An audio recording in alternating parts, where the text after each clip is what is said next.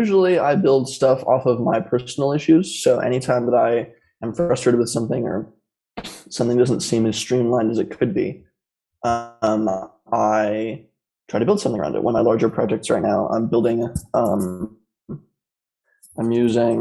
starting to learn like kind of see this like circuit boarding. So I have little like base circuit boards here and I plug on physical programming.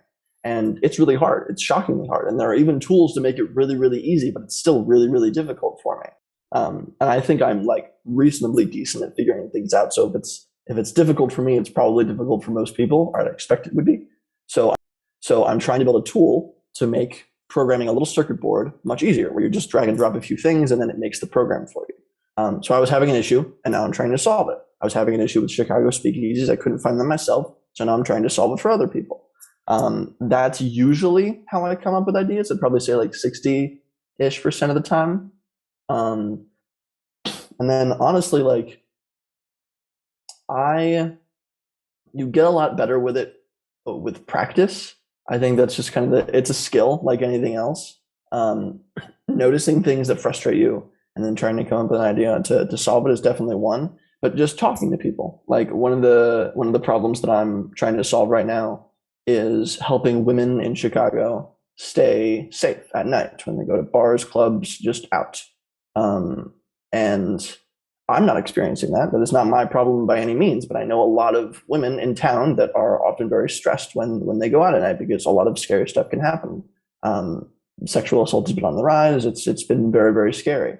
And so I heard that and I was like, okay, that's a really serious problem. Let's see if we can solve that. And so I'm trying to build an app. I'm trying to build a resource website, a series of other things. But it's just kind of like, I don't really do, sometimes I'll come up with just dumb stuff and I'll build it. Like I have plenty of really silly, just fun projects, but any of my serious projects are just, I have a personal problem. I notice that and I write it down.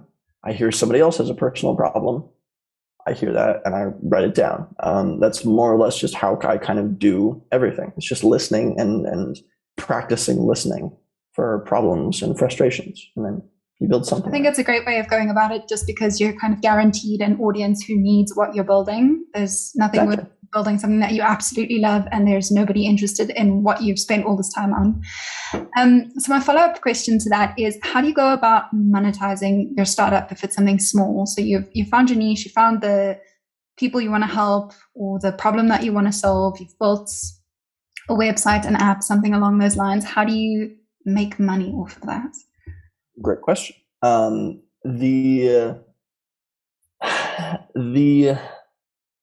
The best way to monetize something typically, people, this is very general because there's a million different ways you can monetize an idea and it totally depends on the idea and it totally depends on the customer, but just like some things that I have done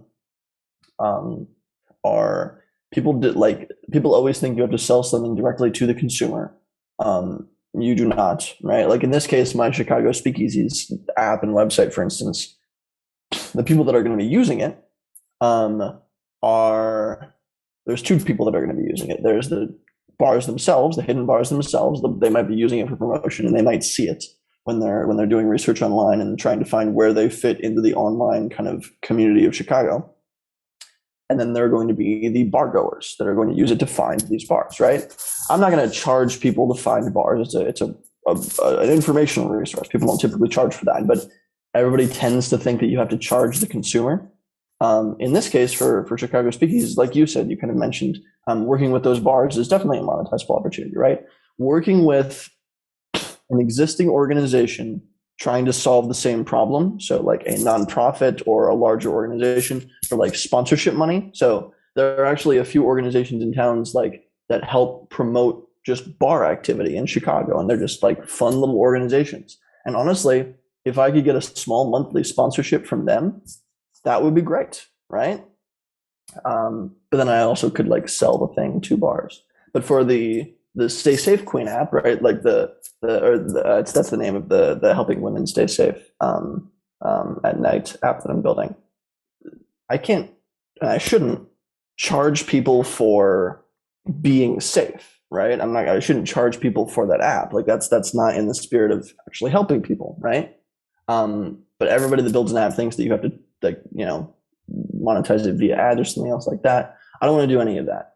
But there are tons and tons of really, really huge, well-funded nonprofits in the US around preventing sexual assaults. And I said, absolutely work with them, right? The biggest thing for most small projects is if you're solving a niche problem, chances are there are plenty of other nonprofits or large organizations trying to do the same thing.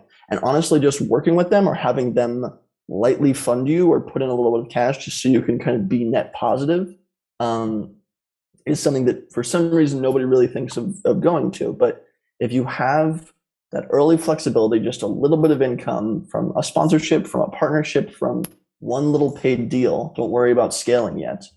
Getting to that point with a small project massively increases the chances that you're going to continue it, that you're going to be able to continue to build it, that you can continue to experiment with it.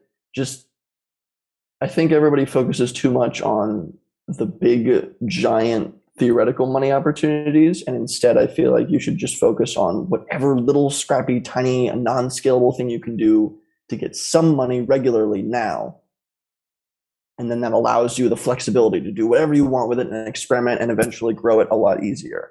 So I don't know. I think sponsorships, small partnerships, and deals with similar companies are the best ways to early monetize something. And a lot of people don't think about it. But again, that's very general. It totally depends on what you're doing.